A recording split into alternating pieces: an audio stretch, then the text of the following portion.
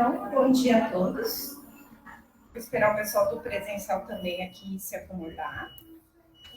Então, bom dia a todos que estão aqui com a gente na sede da SBM-RS, que estão em casa.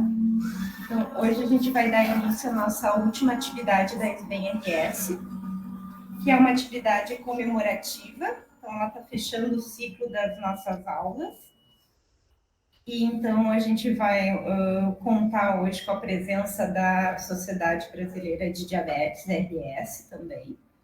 E a gente vai ter 3 apresentadores para conversar conosco hoje sobre até tem que cuidar para não errar o nome atual, né? Vamos lá para conversar sobre a doença hepática esteatótica associada à disfunção metabólica. Então, nossa primeira apresentação hoje, o meu apresentador é o Dr. Matheus Dornelli Severo, que é o nosso atual presidente da RS do biênio 2023-2024. Por favor.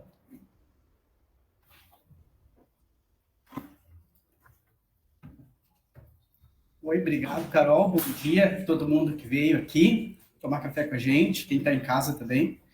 Deixa eu achar aqui a apresentação e compartilhar. Opa.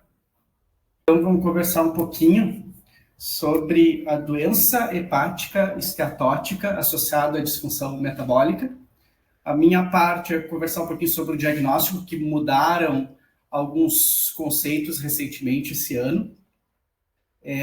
Vou tentar não invadir a aula do Thiago e do Lico, né, que vão falar na sequência. Então, não tenho nenhum conflito de interesse. E as duas principais referências são desse ano, né, pessoal? A gente tem um guidance da American Association for Study of Liver Disease, que é de maio, coincidiu mais ou menos com o nosso Endosul. E tem também um guideline da Sociedade Brasileira de Endocrinologia, da Sociedade Brasileira de Hepatologia e da ABESO, que foi lançado recentemente, agora nesse mês. A diferença é que o guidance da American Association, ele abrange, né, todos os casos, né, e o da Sociedade Brasileira foca em sobrepeso e obesidade. Então, de ter um guarda-chuva de doença hepática gordurosa, e para a gente que é endocrinologista, nos interessa aquelas duas primeiras que estão à esquerda, né? Que é a doença hepática, ali está o nome que o Valdeno perguntou, né? Dysfunction Associated Steatotic Liver Disease, que é a MAUSD, antigamente NAFLD, né? O Thiago está dizendo aqui que poderia ser METALD. É a outra ali, a Metalde ali, é outra coisa. Tem uma outra coisa com esse nome. Então, a primeira, que era a doença hepática gordurosa não alcoólica, passou a ser chamada de doença hepática esteatótica associada à disfunção metabólica, e o que era NASH passou a ser MASH, né, que é a esteatohepatite associada à disfunção metabólica. Tem toda uma discussão de como foi modificada essa nomenclatura, né? Foi feito um amplo debate internacionalmente. Inclusive, tem um artigo bem legal no site da American Association for Study of Liver Disease, mostrando como é que se construiu essa nomenclatura. Eu não vou entrar em detalhes aqui, porque eu acho que foge um pouco do escopo, né? Que aquele primeiro grupo são os pacientes com fígado gorduroso de origem metabólica. O segundo grupo é uma sobreposição de doenças, né? São os pacientes que têm o fígado gorduroso de origem metabólica e que ingerem álcool junto, né? Que é a METALD, que é a doença hepática associada ao álcool, né? Com componente metabólico junto. A gente diferencia as duas estimando o consumo alcoólico semanal do paciente. Então, para homem, o consumo diário acima de 30 gramas por dia, e para mulher, acima de 20 gramas por dia, ou semanal, 210 para homem, 140 para mulher, já é suficiente para fazer com que o fígado comece a acumular gordura. Quanto maior o consumo, mais predomina a disfunção, a doença hepática associada ao consumo de álcool. Quanto menor o consumo, mais predomina a doença hepática esteatótica associada à disfunção metabólica. Esse nome comprido demais, assim, ele, né, é uma coisa, bom, a gente vai ter que se acostumar. Aí tem outras coisas que são importantes para diagnóstico diferencial, não é a gente, o endocrinologista, que vai abordar, mas é importante saber, principalmente para diferenciar, né, que a doença hepática associada ao consumo de álcool, como o próprio nome já diz, são os pacientes que bebem álcool e não têm fatores metabólicos associados ali que a gente vai ver. Existem outras doenças que cursam com acúmulo de gordura no fígado, que pode estar associado ao uso de alguns medicamentos. Eu vou mostrar para vocês uma tabela, os principais, alguns são bem comuns. Doenças monogênicas, deficiência da lipase ácida lisossomal, doença de Wilson, hipobeta-lipoproteinemia, erros inatos do metabolismo. No artigo da American Association for Study of Liver Disease tem uma tabela legal disso, mas a gente desconfia principalmente dessas condições em pacientes magros com alterações metabólicas do metabolismo lipídico, assim, né? Então, tem um quadro diferente daquele paciente que chega para a gente com sobrepeso e obesidade, que tu já consegue encaixar ele num perfil metabólico. São quadros um pouco diferentes, e também assim, a gente vê associação familiar, né? Tem várias coisas juntas. E também na miscelânea ali, hepatite C, que é uma coisa que a gente vê muito na prática clínica, tá? Desnutrição e vírus da imunodeficiência, doença celíaca também é uma causa, né, que tem uma prevalência em torno de 1%, são coisas que a gente precisa diferenciar. Quando a gente exclui todas essas possibilidades, ainda existem alguns casos que a gente não consegue determinar a causa, né? Então, fica como doença hepática esteatótica criptogênica. Para ser MASDIL, né, bom, a doença hepática esteatótica associada à disfunção metabólica precisa ter pelo menos um critério metabólico associado, né? Que tem o pediátrico e o adulto. No caso do adulto, o paciente tem um índice de massa de sobrepeso ou uma circunferência abdominal de 94 para homem ou 80 para mulher. Também tem a possibilidade da circunferência abdominal ser associada de acordo com a etnia do paciente. Também, né, glicemia de jejum alterada, né, ou pós-sobrecarga de glicose também, ali, são um corte que a gente usa tradicionalmente para glicemia de jejum alterada, tolerância diminuída à glicose, hemoglobina glicada alterada, ou o paciente está em diabetes, ou já está com tratamento para diabetes. Pressão sistólica, diastólica, ali de 130 por 85, ou estar em tratamento com antihipertensivo, triglicerídeos acima de 150, ou em tratamento para dislipidemia, né? E o HDL menor que 40 para homens, menor que 50 para mulher, ou em tratamento para dislipidemia. Fechou qualquer um desses aí, né? Com gordura no fígado, como a gente vai ver nesse fluxograma, o paciente se encaixa como MASD, tá? Se ele tiver alguma outra causa associada, pode ter sobreposição. Aí sempre é importante, quando a gente recebe o paciente, perguntar sobre o consumo de álcool, conhecer os outros medicamentos que o paciente usa, e nos pacientes que têm enzimas hepáticas associadas, elevadas associadas, como a gente vai ver, tentar pesquisar outras possibilidades. Quando o paciente não tem critérios metabólicos associados, aí, né, a gente tem que procurar aquelas outras causas que estavam no lado direito daquele fluxograma inicial ali, que pode ser associado ao consumo de álcool, associado ao uso de drogas, as doenças monogênicas. Se não consegue identificar nada, fica como criptogênico.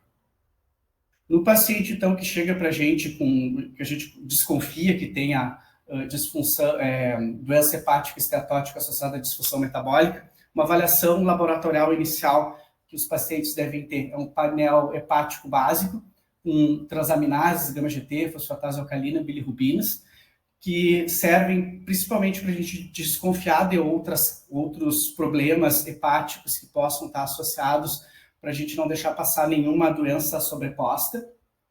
o hemograma com plaquetas, porque tendo plaquetas, tendo transaminases, a gente vai ter o que precisa para calcular o FIB-4, que vai nos ajudar a rastrear os pacientes em risco de fibrose F2 ou maior, como a gente vai ver depois.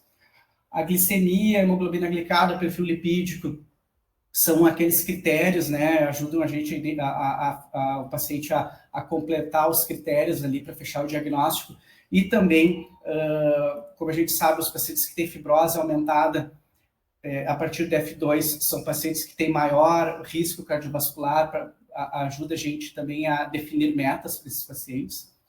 Hepatite C, porque pode ser uma causa da esteatose, e hepatite B para a gente poder vacinar esses pacientes, né? Então existe, apesar de não ter nenhum estudo comprovando, né, existe a possibilidade de uma hepatite B em quem não está imunizado ser pior num paciente que tenha uma doença hepática de base, né, do que o paciente que não tem.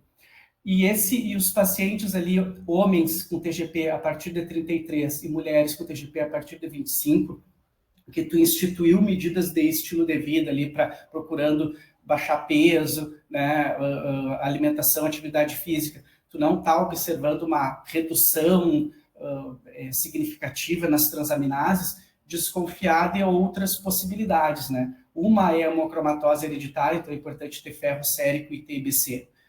No momento que a gente calcula a saturação da transferrina acima de 50%, esses pacientes precisam fazer teste genético para investigar a hemocromatose. Hepatites autoimunes também, né? Então, FAM, antimitocôndria, anti-LKM, anti-músculo liso, serve para identificar hepatites autoimune ou colangite biliar primária também, né? E ceruloplasmina, antitransglutaminases IgA, alfa-1 antitrypsina, para a doença de Wilson, como a gente viu, entra naquele grupo de miscelânea, doença celíaca, né? Que são outras possibilidades que podem explicar uma esteatose hepática nos pacientes que se mantêm com transaminases muito elevadas e não respondem bem às medidas de mudança do estilo de vida, né? Aqui é a tabela dos medicamentos que eu falei para vocês que podem estar associados com esteatose. A gente vê que a amiodarona, né, uma coisa que a gente que é endócrino não gosta muito, porque interfere na tireoide, agora a gente sabe que também interfere nessa parte do fígado aí, mas eventualmente os pacientes usam. Tamoxifeno também, muito usado para tratamento pós-cirurgia, mastectomia para câncer de mama. O metotrexate e corticoides, muito usados na reumatologia, né? E também tem antineoplásicos, o 5-fluoracil e dinotecano, também podem se associar com doença hepática esteatótica, e a gente precisa estar atento a isso, porque, né, pode estar sobrepondo a de causa metabólica, ou podem só eles ser a causa do problema, né? Com relação ao rastreamento, né, eu acho que a parte mais controversa dessa parte inicial aqui, que coube a mim. A gente tem duas estratégias, né? A estratégia que a Sociedade Brasileira de Endócrino propôs, que é baseada em busca de esteatose, e a que a Associação Americana para Estudos das Doenças do Fígado, baseada em fibrose. Vou mostrar uma, vou mostrar outra e vou dizer o que eu penso a respeito, né? Essa é a da Sociedade Brasileira de Endocrinologia. Então, a Sociedade Brasileira de Endocrinologia considera, né, que todo paciente com índice de massa acima de 25, que a prevalência, né, de doença hepática esteatótica associada à disfunção metabólica nessa população, tem estudos mostrando que vai de 30% até 80%, considero que mereçam ser rastreados para a MAUST, tá?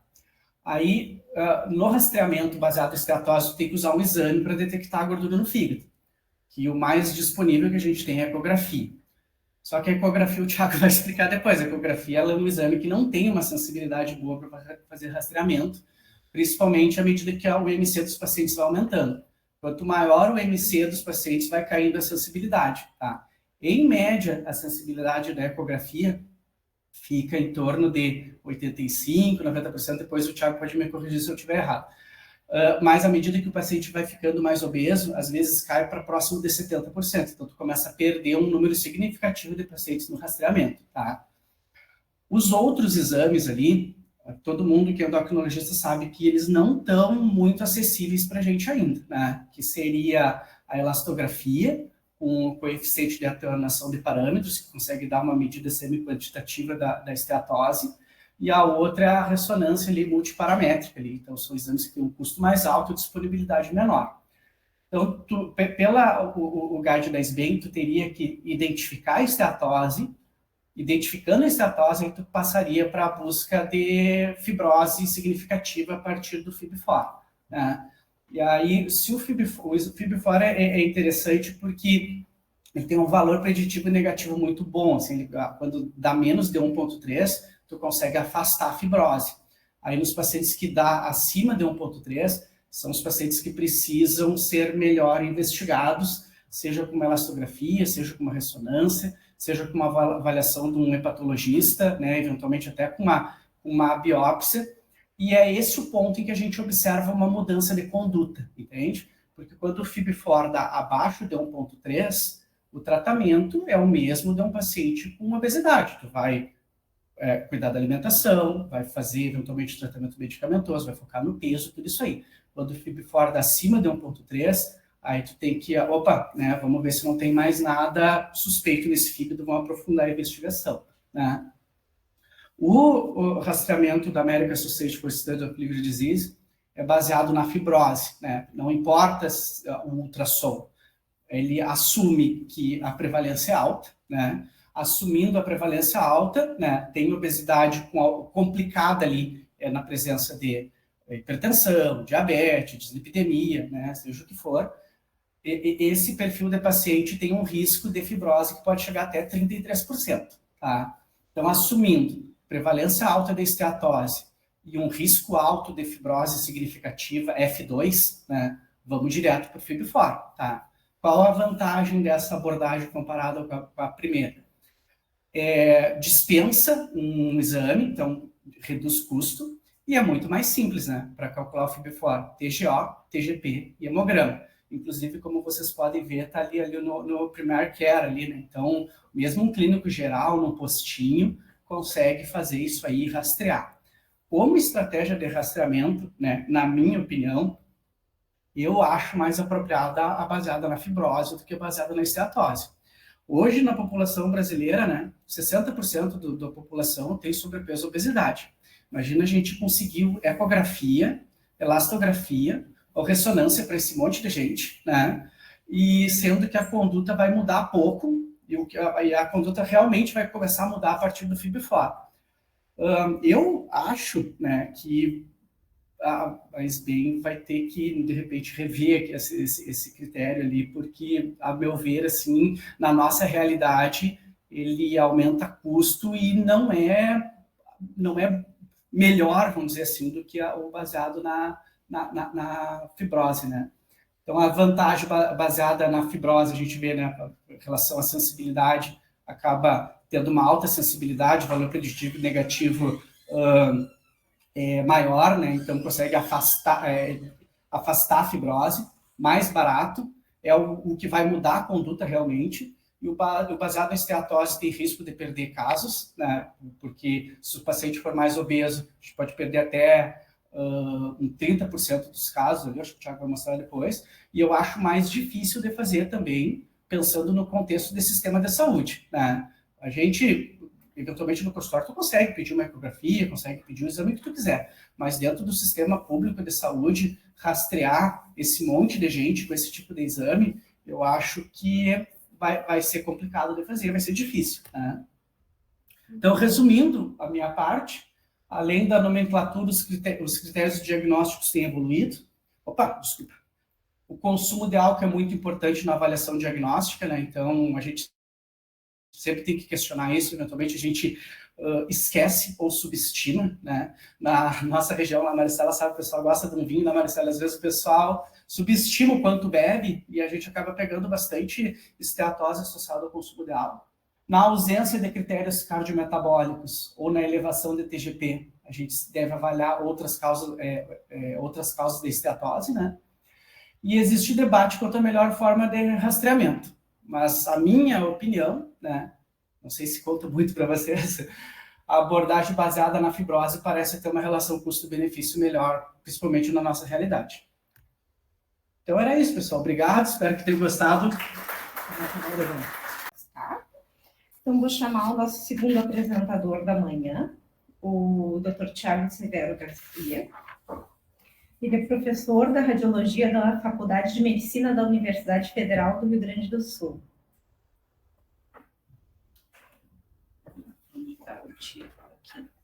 Então, o Dr. Thiago vai falar para nós sobre exame de imagem na avaliação não invasiva da MASO.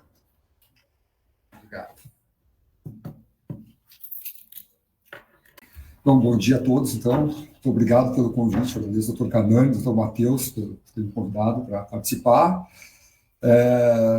Eu sou radiologista, mas tenho a minha relação com a endocrinologia. Meu doutorado foi em endocrinologia, minha orientadora, minha grande amiga, e foi uma grande orientadora de doutorado, a doutora Cris Leitão. Então, eu tenho um pezinho importante, né, dentro da endocrinologia.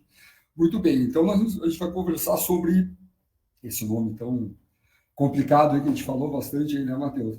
Da avaliação diagnóstica não invasiva, então, da Metabolic Dysfunction Associated Steatotic Liver Disease. Eu vou me permitir usar, esse é um termo novo que em português também está procurando, né? Em português aparece doença hepática gordurosa metabólica, ou doença hepática... doença hepática esteatótica metabólica. Então, vai ser esse termo que eu vou usar na apresentação, né? Doença hepática gordurosa metabólica. Aqui eu não tenho nenhum conflito de interesse, né, no que eu vou apresentar, então a gente vai tratar, né, da avaliação por imagem aqui tem as imagens anatopatológicas, né, um diagrama mostrando a evolução da doença hepática, desde um fígado normal até um fígado fibrótico, né? Tudo que a gente vai falar vai ser no sentido de tentar evitar a biópsia hepática, né? O padrão ouro continua sendo a biópsia hepática para avaliação tanto de esteatose como de esteatohepatite e de fibrose. Então, aqui é um fígado, né? Aqui a agulha transpassando aqui a cápsula de Gleason, chegando lá no fígado. Então, tudo que a gente vai falar é para tentar evitar isso, né? Porque a biópsia, claro, tem suas comorbidades, né? E potenciais complicações. A imagem, ela tem uma acurácia cada vez melhor e cada vez mais utilizada para avaliar especialmente a esteatose e a fibrose, que a gente mais vai conversar. A esteatohepatite é um pouco mais delicado, né? A avaliação assim, do processo inflamatório em atividade.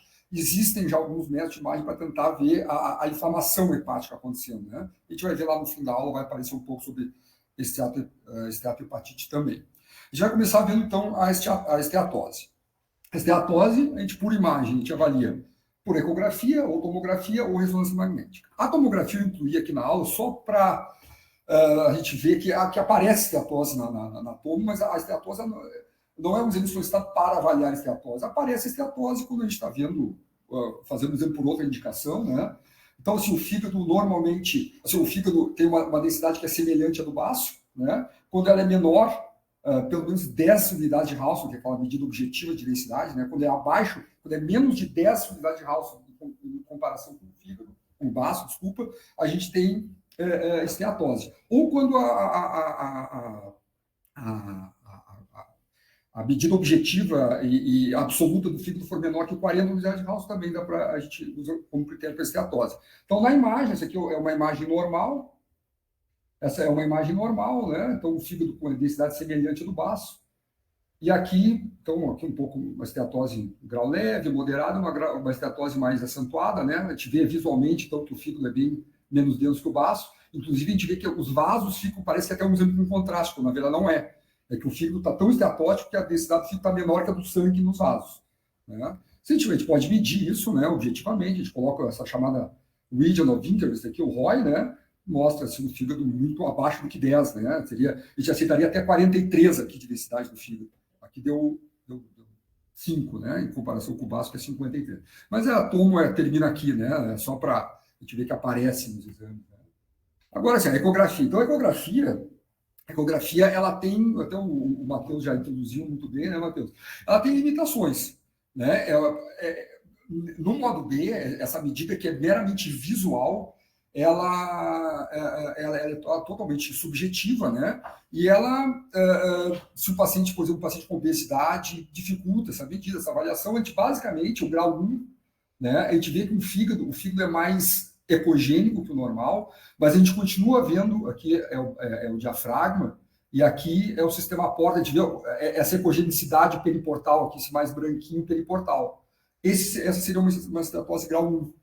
A esteatose grau 2, a gente ainda vê o diafragma, mas aquela ecogenicidade periportal, ela diminui. A gente tem uma indefinição da ecogenicidade periportal. E uma esteatose grau 3, a gente não consegue mais definir o que é o diafragma, o que é o espaço periportal. Mas essa é uma avaliação muito subjetiva, né? Muito subjetiva.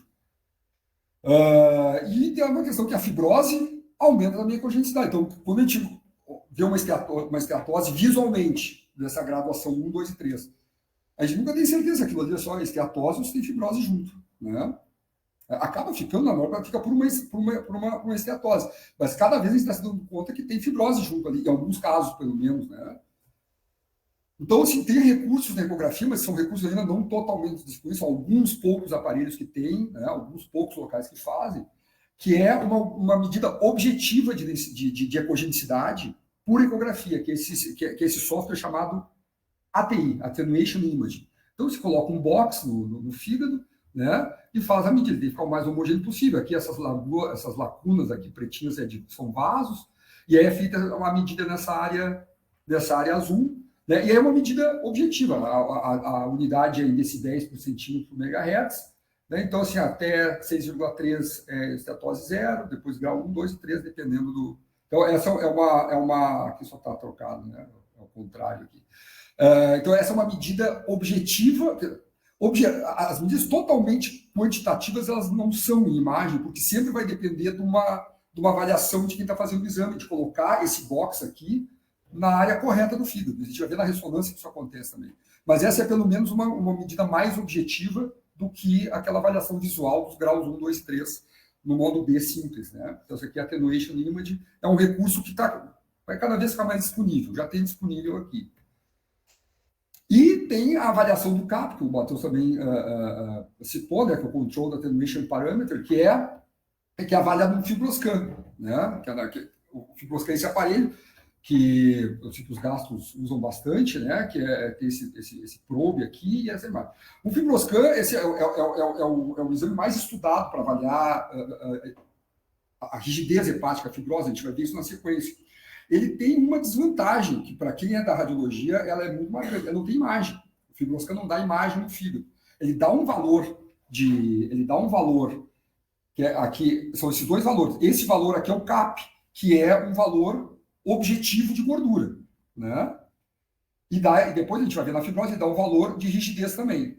Então, é decibéis por metro, enfim, né? Só que essa é uma medida que é feita, o FibroScan, não se vê, é colocado no espaço intercostal, se dá o pulso, e aí o aparelho faz a medida tanto do CAP, que é a medida de esteatose, e dá a medida em quilopascais da rigidez hepática. Mas ele não tem imagem. E tem uma outra desvantagem do FibroScan, que o paciente com ascite, o pulso do FibroScan não atravessa o líquido. Então, o paciente com ascite não tem como fazer FibroScan. Né? Na ressonância magnética, a ressonância magnética, a gente tem 3 grandes formas de avaliar a esteatose. A mais comum, mais fácil de fazer é o T1, é uma sequência T1, em fase e fora de fase. São 2 sequências, em fase e fora de fase. Tem uma chamada o chemical shift, que a gordura microscópica ela muda de intensidade de uma sequência T1 em fase e fora de fase. Em fase, esse aqui é o normal, o fígado que parece normal. Quando a gente faz a fora de fase, cai muito o sinal. O normal seria isso aqui. O em fase e o fora de fase não muda o sinal do fígado. Quando o paciente é esteatótico, cai assim bastante a intensidade do sinal. Então, e daqui dá para fazer uma conta. A gente mede o ROI na ressonância, o ROI do fígado e o ROI do baço, tem uma calculadora na internet para isso, a gente coloca aqui, faz essa fórmula, se dá acima de 10% de quantidade de esteatose, e dá para dizer quantos por cento deu, 18%, 25%, enfim. é uma medida também semi-quantitativa, porque depende da avaliação do radiologista colocando o ROI no local mais adequado. A gente pode colocar, às vezes a esteatose é heterogênea, a gente pode colocar numa área do fígado que não é tão esteatótico, e aí vai dar que não tem esteatose. Se eu colocar numa área mais esteatótica, vai dar mais esteatose. Depende sempre da avaliação do médico radiologista, né? A segunda forma, que é a melhor forma de avaliar a gordura no fígado, na ressonância, é por essa sequência chamada Proton-Based Fat Fraction, PDFF. Ela avalia uma superfície muito maior do fígado, né? E dá um valor também em porcentagem. São feitas várias imagens, então, porque o in-phase e o out-phase, o in-fase e o fora-de-fase, dá a medida só naquele ROI que a gente usa numa imagem. Aqui não, aqui a gente faz várias imagens do fígado, e em cada imagem é feito um mapa de cor como esse, e depois é feita a medida. Esse paciente aqui, esse paciente deu 52%, esse paciente deu 33%, mas abrangendo uma superfície muito maior do fígado para avaliação da esteatose. E a terceira forma, menos usada, é a espectroscopia.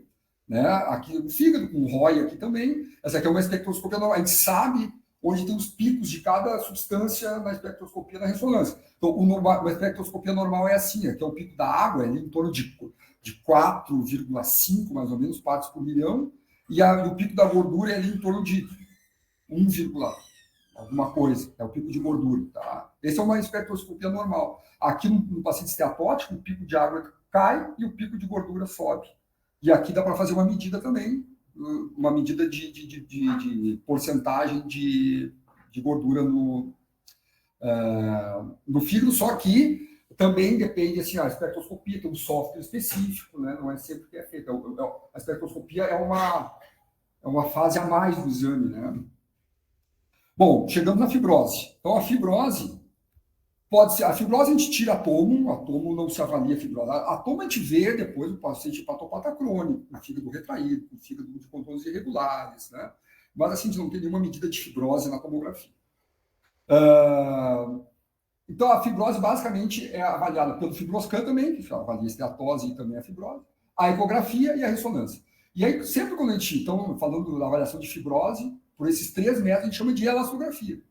A fibroscan é um método de fazer elastografia do fígado, a ecografia é um método de fazer elastografia do fígado, e a ressonância também é uma elastografia do fígado, cada um dentro do seu método. Né? O fibroscan e a ecografia são equivalentes entre si. Alguns autores já estão sugerindo que a ecografia é superior, tem uma acurácia melhor que o fibroscan. Eu lembro, o fibroscan tem essa questão de não, vai aparecer aqui de novo, de não dá para avaliar pacientes com ascite, a ecografia não tem problema, o pulso da ecografia atravessa o líquido. Né? O que acontece é que o fibroscan é muito mais estudado que a eco. O fibroscan existe há mais tempo, né? Ele é muito mais estudado, mas assim, existe uma tendência de entender que talvez a ecografia seja melhor. E tem a questão, a ecografia da imagem do fígado. Então, se o paciente já tiver um nódulo, tiver um fígado retraído, um fígado, se dá para ver hipertensão portal, né? E coisa que o fibroscan não mostra, né? Pois não. Sim, o aparelho tem que ter o software de elastografia, não é... É um aparelho como qualquer outro, digamos, é um aparelho de ecografia como qualquer outro, mas ele tem que ter, é que nem fazer uma analogia, que nem o Doppler. É o mesmo, o Doppler é feito com qualquer aparelho de eco, mas o aparelho de eco tem que ter o software do Doppler, né? Pois não. Não, é mesmo. O probe diferente é o do fibroscan, né? Que é aquele probe cobrido. Não. A eco é um probe. A elastografia na eco, ela é um software. Que tem a capacidade, então, que faz com que o probe emita um pulso, a gente vai ver um pulso diferente, são 2 pulsos que são emitidos, né? E que tenha toda a matriz matemática de análise dessas imagens. Mas é um aparelho de ecografia. Tá? Então não pode pedir só eco, tem que pedir lá. Aí é uma questão bem, digamos, da vida real, assim, né? Exatamente. Atualmente, exato. Assim, um pedido médico, né, para avaliação da rigidez hepática tem que ser uma ultrassonografia com elastografia hepática. É a mesma para ressonância também. Mas aí eu te pergunto, se pedir só elastografia, o cardiologista vai decidir qual deles ele vai fazer? Não. Aí tem que ser, essa é uma decisão do médico, digamos assim. Não, é uma ótima questão, né? E a gente vai discutir isso um pouco na aula também. Não, é que assim, ó. É cobrado diferente. A elastografia, por ser um software, é um aparelho que tem elastografia, ele é mais caro. Então, isso as clínicas. Eu sei que parece que tem algumas clínicas, mas eu não sei com certeza, mas parece que tem algumas clínicas em Porto Alegre que parece que a Unimed, parece que já contempla a elastografia. A maioria não. E aí é feito um exame particular, assim, né? Mas deixa eu falar sobre essa questão muito importante, assim, ó, como decidir qual elastografia vai fazer. Nós vamos conversar um pouco sobre isso, mas depende mas podemos antecipar essa discussão que é interessante. Entre o FibroScan e a ecografia, eu diria assim, ó, são superponíveis, tá? Entre o FibroScan e a ecografia, o estado da arte hoje, o conhecimento que tem hoje, eu diria que é superponível, dá para escolher um ou outro, lembrando que o FibroScan não dá para fazer paciente com a CIT e que a gente não vai ter uma imagem do fígado, a gente vai ter só o valor, né? Agora, sobre, então, esses dois, né, FibroScan e ecografia versus ressonância. Eu diria, isso vai voltar aqui, mas é bom a gente colocar as coisas mais importantes da aula, né? Eu faria primeiro uma ecografia. Eu começaria, porque a ecografia, ela distingue muito bem entre que é F0 e F1 do que é F4. Então, assim, se eu tiver um paciente que é F0 e F1 e F4, eu não precisaria fazer ressonância. Claro, de acordo, certamente, com o contexto clínico, é absolutamente fundamental sempre, né?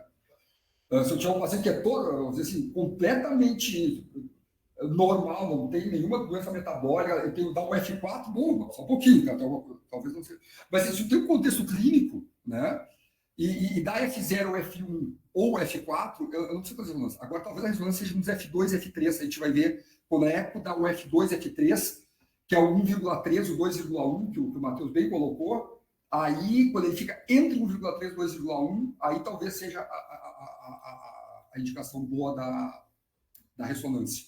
Mas, então, assim, ó, na hora de solicitar, eu diria, até pela questão nossa de cultura, tem que ser um médico assistente, porque, eu vou dizer assim, ó, se chegar um pedido de elastografia para nós, sem dizer se é por eco ou se é por ressonância, o convívio vai aceitar que o radiologista faça a ressonância, por exemplo. Mas o médico não colocou. Então, é uma questão bem prática, né? Mas, então, assim, o pedido, hoje, pelo menos, é feito pelo médico assistente. Tem que escolher entre eco ou ressonância. Então, o pedido de eco é ecografia com elastografia hepática, e a ressonância é uma ressonância multiparamétrica com elastografia. A gente vai falar isso na ressonância, porque isso é importante também. Porque a ressonância multiparamétrica vai ter outros elementos que vão ser medidos, especialmente o ferro hepático, que interfere na elastografia. Mas a gente vai chegar, nós vamos chegar lá. Muito?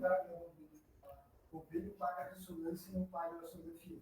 Exato, também. A elastografia, o paciente não paga a ressonância, ele vai pagar a elastografia.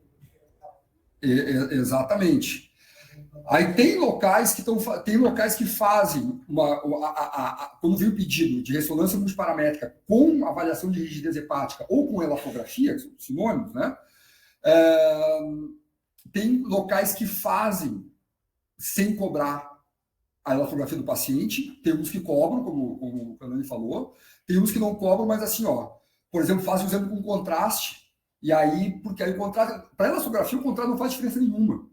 Mas o contraste ajuda a avaliar o parênteses hepático, se o paciente tem um nódulo, alguma coisa. Então, acaba, vamos dizer assim, esse ganho do contraste, que acaba compensando o não pagamento da elastografia. São as coisas do mercado, digamos, né? Mas, realmente, em geral, a elastografia não é contemplada, né? Bom, então, a elastografia pode ser feita por qualquer um desses métodos. Lembrando, então, que a ressonância é o método em melhor correlação com a biópsia, né? Isso é bem conhecido, tá? Quando não dá para fazer o exame, isso é importante. O paciente tem que fazer, eu acho a forma mais fácil de lembrar é assim: o paciente, para fazer a avaliação de rigidez hepática, a elastografia, ele tem que estar com o seu estado basal. Ele não pode estar assim, com uma hepatite, uma inflamação aguda do fígado, não pode estar com uma colestase, não pode estar com as transaminases muito elevadas, porque isso tudo diminui a acurácia da elastografia. Então, o ideal é que o paciente faça um exame, digamos, no seu estado basal da sua doença, né? Sempre que tiver alguma coisa, uma doença infiltrativa, uma amiloidose, um linfoma, não dá para fazer.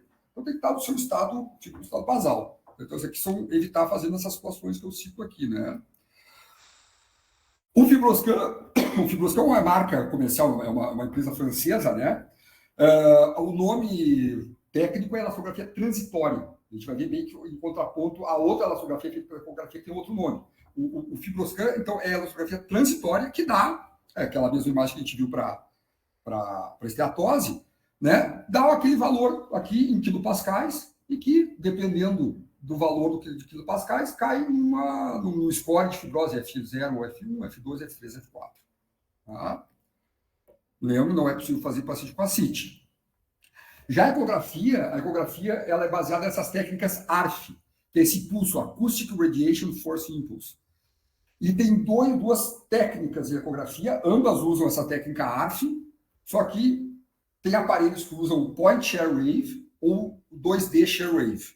Tá? Esse shear wave, que é a onda de cisalhamento, essa é a grande diferença da avaliação por ecografia, da parte do pulso da ecografia em relação ao Fibroscan. O pulso do Fibroscan, a leitura é feita no pulso original. O aparelho dá um pulso e é lida a interferência do pulso com o aparelho hepático. Na ecografia, com essas técnicas ARF, né, então, tanto o Point Shear Wave como o 2D Shear Wave, o aparelho dá dois pulsos. Ele primeiro dá um pulso, que seria aqui a gota de água caindo numa superfície calma, e aí dá uma onda de cisalhamento, que seria essa onda aqui, ó. Essa onda aqui é a onda de cisalhamento. E aí o aparelho dá um segundo pulso, que faz a leitura dessa onda aqui. Então, é isso. O que a literatura tem trazido é que melhora a acurácia da avaliação da rigidez hepática. Né? A CIT não influencia, né? E então alguns autores já estão sugerindo, mas isso está tudo ainda, já é usado. Tem aparelho em Porto Alegre, tem aparelhos que fazem, tanto Point Wave como 2D Wave. Mas isso ainda é um conhecimento que está em plena construção. Né? Então, Point Wave é uma imagem do fígado com box, e que nesse box é feita a avaliação da rigidez hepática. A diferença do Point Wave para o 2D Wave é básica, assim, em termos de resultado, não tem diferença, eles são super puníveis, né?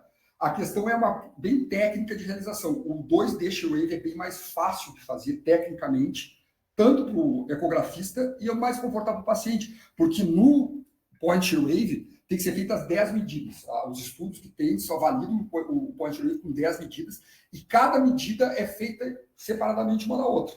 Então, assim, o paciente, o ecografista tem que pedir, enche o peito, solta, e aí faz uma imagem. De novo, enche o peito, solta, faz outra imagem. Ele tem que fazer 10 vezes. Mas os pacientes não conseguem repetir o mesmo movimento e tal, são 10 medidas. O 2D Shear Wave está validado com 5 medidas. Então, são 5 medidas que dá para fazer no mesmo ROI. A gente pode fazer uma imagem do paciente, fazer um videozinho e nessa imagem fazer 5 medidas. Então, é uma medida que é muito mais fácil, muito mais rápida, mas em termos de resultado, elas são super puníveis, tanto o Point Wave como o 2D Wave. O 2D Wave, um box aqui, tem que pegar essa cor mais homogênea possível, depois faz uma análise da onda. Essa aqui é um exame bom, quer dizer, que essas ondas aqui que o aparelho está emitindo, elas são bem paralelas, então é uma técnica boa. E depois, então, são medidos ROIs aqui, né, para fazer os valores de rigidez. Os valores aqui, muito importantes, né? Esses aqui são valores para a técnica ARF, né? São um pouco diferentes para a técnica do Fibroscan, do pulso do Fibroscan. Tem aqui esses valores, eu destaco exatamente os valores que o Matheus tinha citado. 1,3. O valor pode ser em quilopascal ou em metro por segundo. Eles são facilmente, tem uma formulazinha que converte um no outro. O gráfico que eu vou mostrar na sequência, vai estar os valores em metro por segundo. Então, esses valores aqui são muito importantes para a gente entender a indicação dos exames. Aqui, esse aqui é um artigo clássico, né, da Radiology, até 1,3. Então, assim, ó, nessas corzinhas, eu tenho o azulzinho aqui, um vermelhinho, um verdinho. Tá os F0, F1, F2, F3, F4. O azulzinho claro aqui, que é o F0, e esse meio vermelhinho, que é o F1, até 1,3 de metros por segundo do resultado da rigidez, até 1,3, a gente tem, a grande maioria dos pacientes são F0 e F1. A gente tem um pouco de até F4, mas são muito poucos pacientes, quase todos são F0 e F1. A partir de 2,1, a gente não tem mais F0, F1, F2, a gente tem quase praticamente só F4 e alguns F3. Então, a ideia, o conceito que se tem assim, ó, é que existe, desculpa, configurou ali, existe a eco, o point wave ou 2D wave, a ecografia, a elastografia por ecografia, ela faz uma boa distinção entre o que é F0 e F1 e o que é F4. Os pacientes que são F2 e F3, aí talvez esses, então, sempre levando em conta o contexto clínico, eu nunca me destaco, eu estou sempre pensando no contexto clínico, né? Mas talvez esses pacientes F2 e F3 talvez seja interessante avaliar por ressonância. Então a gente vai entrar agora na ressonância. A ressonância também não é toda a ressonância que faz elastografia. Tem um software específico para fazer elastografia. Inclusive, a elastografia, bom, a ressonância, claro, tem vários softwares diferentes, né? Tem um aparelho, com aquele aparelho, dependendo do software que a máquina contém, dá para fazer exames, uns sim, outros não. A elastografia, além de ter que ter o software, ainda tem uma parte mecânica, que tem que ter esse dispositivo acústico e esse dispositivo, esse aqui que gera uma onda mecânica e esse aqui que fica colado ao paciente. Só isso já também tem o seu custo, digamos, né? Então, esse dispositivo ele é colocado sobre o fígado, é dado um pulso, né, gerado uma onda mecânica, que então, dessa forma aqui, uma vantagem, né, é que uma grande vantagem da ressonância em relação tanto ao fibroscan como à ecografia é que ela pega uma superfície muito maior ainda do fígado, né? A análise é feita em torno de 250 centímetros cúbicos. Vocês viram, o fibroscan é 4, o 2D Shockwave 20 centímetros cúbicos, né? E aí, então, o mechanical driver ali, que é colocado sobre a pele do paciente, emite uma onda de 60 Hz, que se propaga pelo fígado. Essa imagem aqui dá uma ideia da qualidade do exame. Isso aqui não é feita a medida nenhuma, mas dá uma qualidade que a onda está se propagando de uma maneira homogênea e adequada. E aí é feita a elastografia, que mostra a rigidez hepática, né?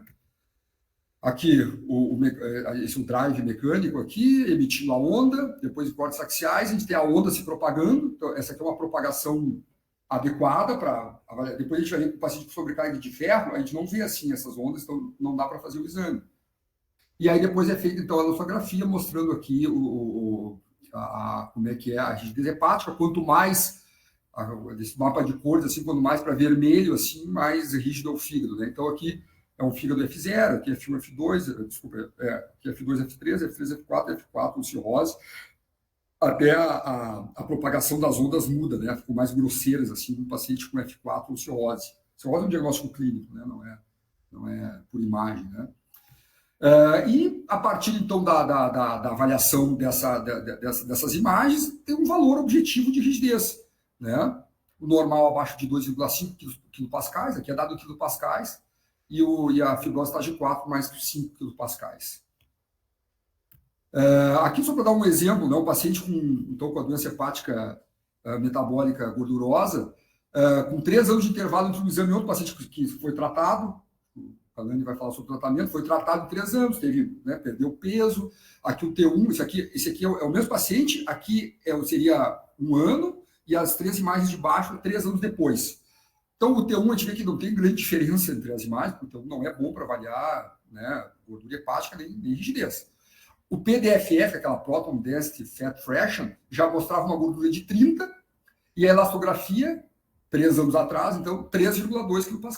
O paciente se tratou, diminuiu o peso, a fração de gordura caiu para 4% e a elastografia para 2,5 kPa. Então, é um exame que se presta muito para segmento dos pacientes, né? Lembrando, ela tem uma grande limitação, que é a sobrecarga de ferro, né? Então, esse aqui é um fígado, esse aqui é uma sequência que o fígado tinha que estar com a intensidade sinal semelhante à do baço, o fígado está muito mais hipointenso, né? Então, isso aqui é uma sobrecarga de ferro. E aí aquelas ondas, elas não se propagam direito. Dá para fazer medidas. A gente faz a medida e vai dar um valor de kPa. Só que como nesse mapa aqui de ondas, em que a gente vê que a onda não se propaga homogeneamente, quer dizer que aquela medida de kPa não vale nada, infelizmente, né? Então ela tem essa grande limitação. Sobre a indicação ainda, né? Então eu gosto muito dessa guia de solicitação de exames, que é do Colégio Americano de Radiologia. Eu gosto muito, falo muito para o pessoal na faculdade, olhar essas guias quando forem pedir um exame, porque eles dão uma boa orientação sobre a indicação. Então, nessa situação aqui, ó, paciente com função hepática alterada, né? Predominantemente hepatocelular, com um leve aumento das aminotransferases, né? Uma imagem inicial. Veja bem que nessa situação, a princípio, né, não é que não seja apropriado, pode estar associado, eles não colocam como, eles graduam assim, né, usualmente apropriado, pode estar apropriado, usualmente não apropriado. Isso aqui não é uma lei, é uma guia, é uma orientação, né?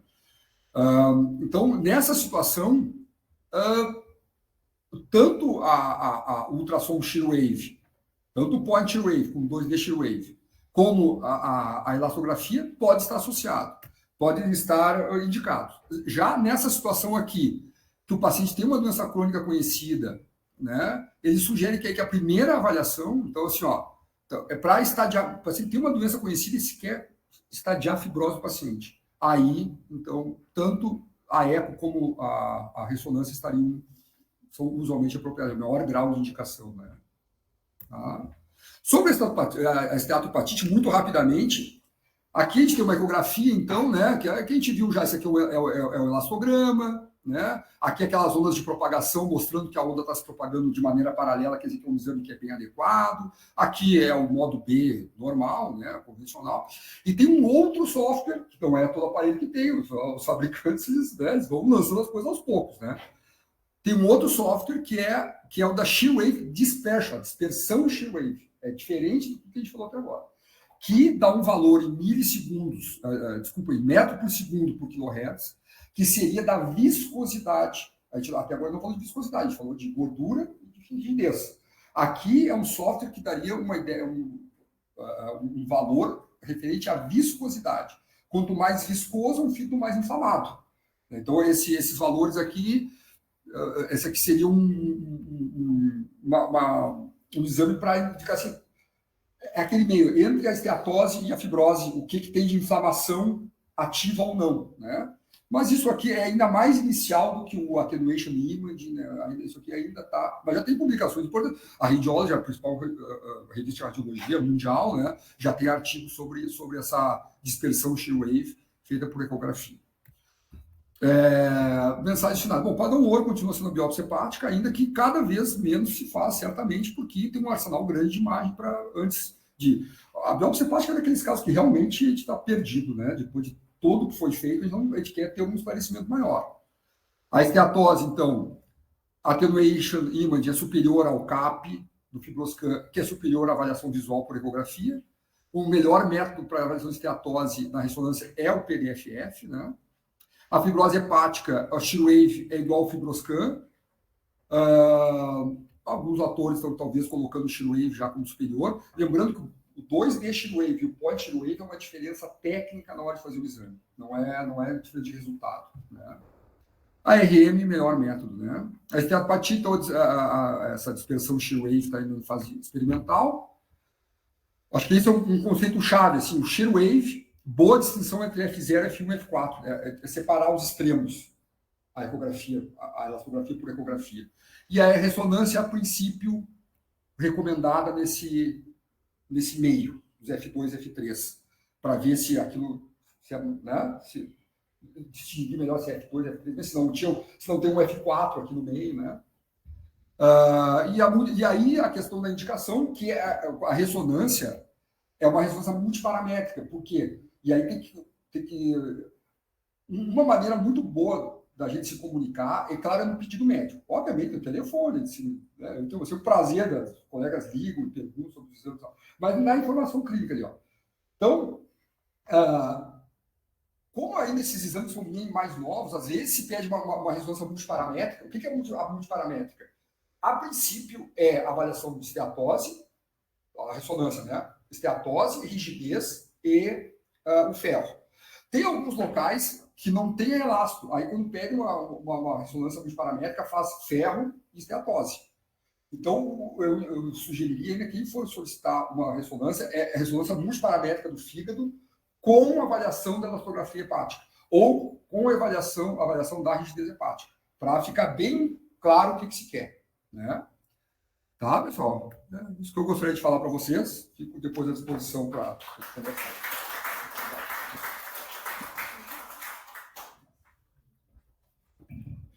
Muito bem, a gente vai chamar o nosso terceiro palestrante aqui da manhã, o Dr. Luiz Henrique Canani. Ele vai conversar conosco, então, sobre o manejo clínico, né, da MASO. O Dr. Henrique é professor de Clínica Médica da Faculdade de Medicina da Universidade Federal do Rio Grande do Sul. Muito obrigado. Então tá. Então, pessoal, bom dia a todos. Novamente, obrigado pela oportunidade. Só uma breve história, a gente estava conversando um pouquinho sobre história. Essas duas salas aqui são da SBEM. SBEM é uma cidade com um pouco mais... SBEM-RS, um pouco mais de tempo que a SBD-RS, que foi adquirida, eu acho que na época... O que é preto mesmo. É assim mesmo. É assim mesmo. Tá, pessoal, tá certo.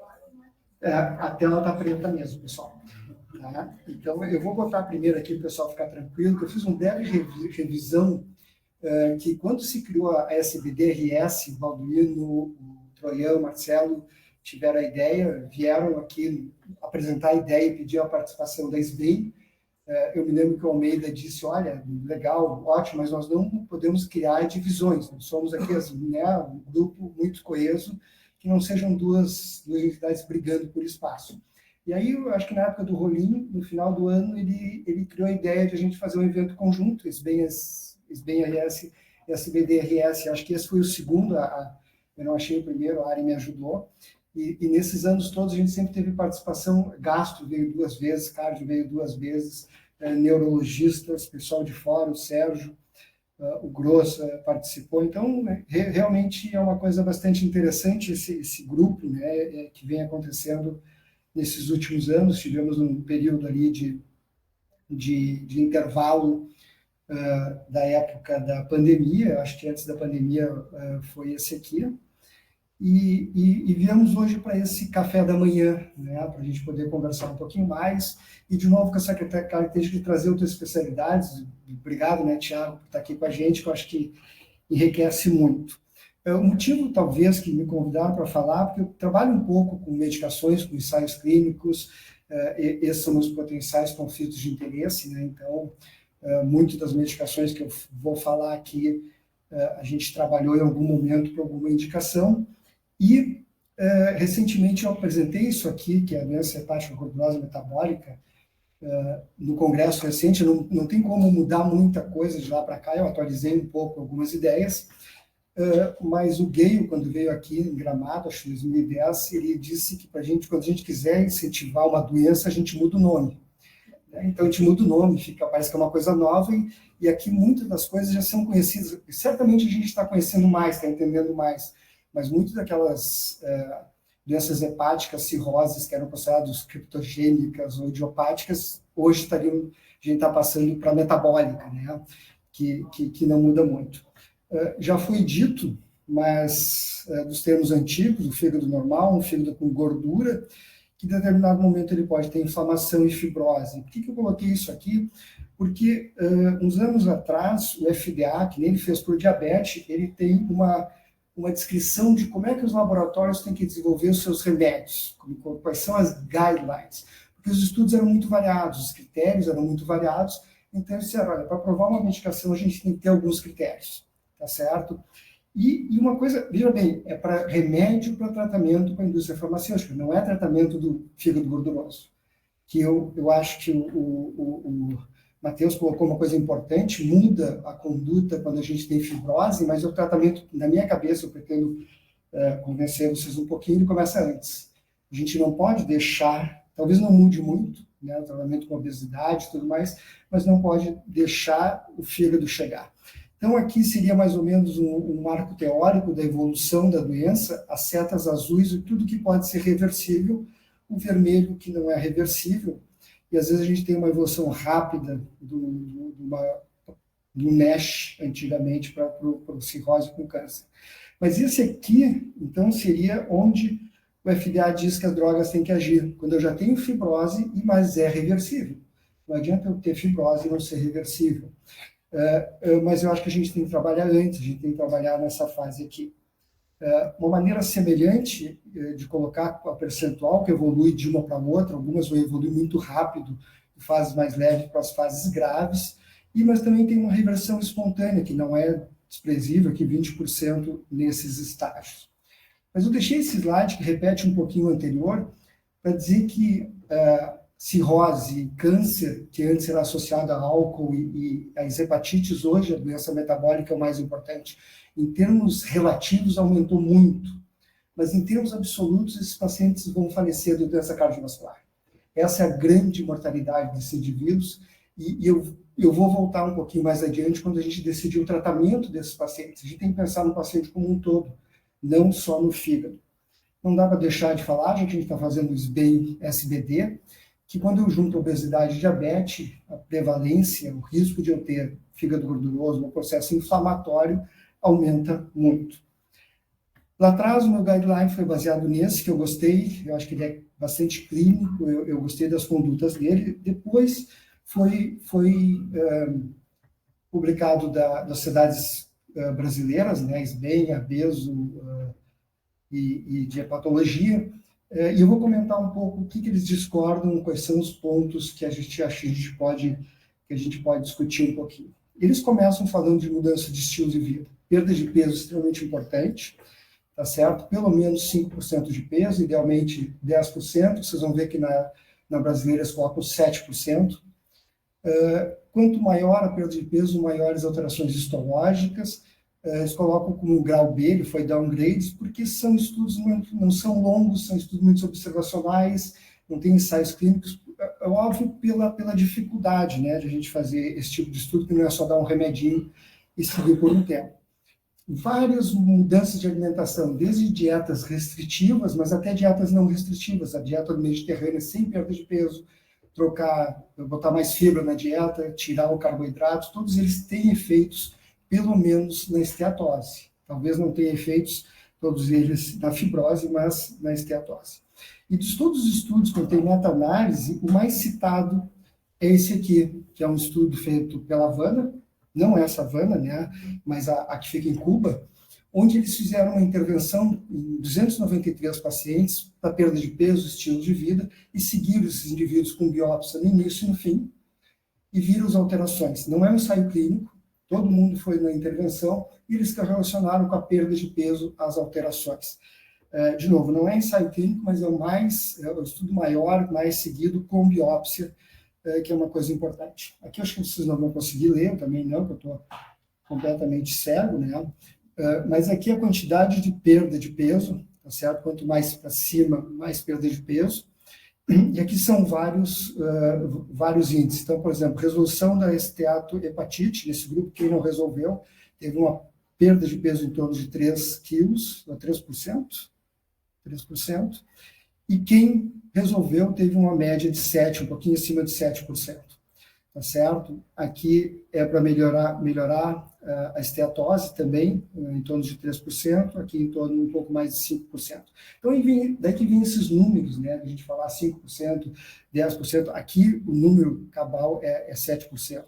A gente pode ver que em algumas das avaliações existe uma sobreposição muito importante dos indivíduos que melhoraram sem grande perda de peso. Então, não é só a perda de peso, mas parece que isso é importante. E se eu olhar a fibrose, os indivíduos que pioraram a fibrose tiveram uma perda de peso um pouco de menos de 3%, os que mantiveram estabilizado e os que regrediram a fibrose em torno de 5%, um pouquinho mais de 5%, mas, de novo, um grupo aqui que melhorou, regrediu a fibrose, mas sem grande perda de peso. Então, até para a fibrose parece ser interessante, não é um ensaio clínico. Mas ainda baseado nesse estudo, existem várias publicações, essa é uma tabela que se repete, então vendo o que aconteceu com os pacientes, quem perdeu até 5%, quem perdeu mais de 10%, a resolução de NASH, então, vai de 10% a 90%, né? A fibrose de 45% a 81%, que é melhor que quase todos os estudos que a gente vai ver adiante. De novo, não é um ensaio clínico, e melhora da gordura no fígado, né, da esteatose, até em 100%.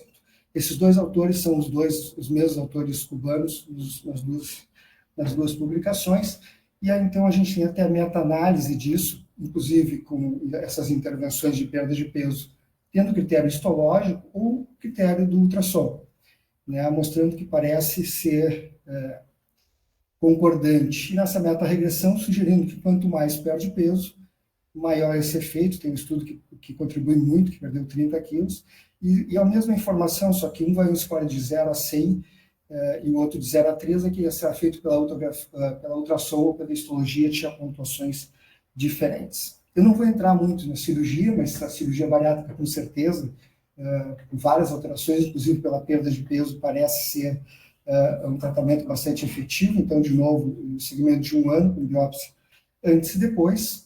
Aqui é o grupo controle, que teve uma melhora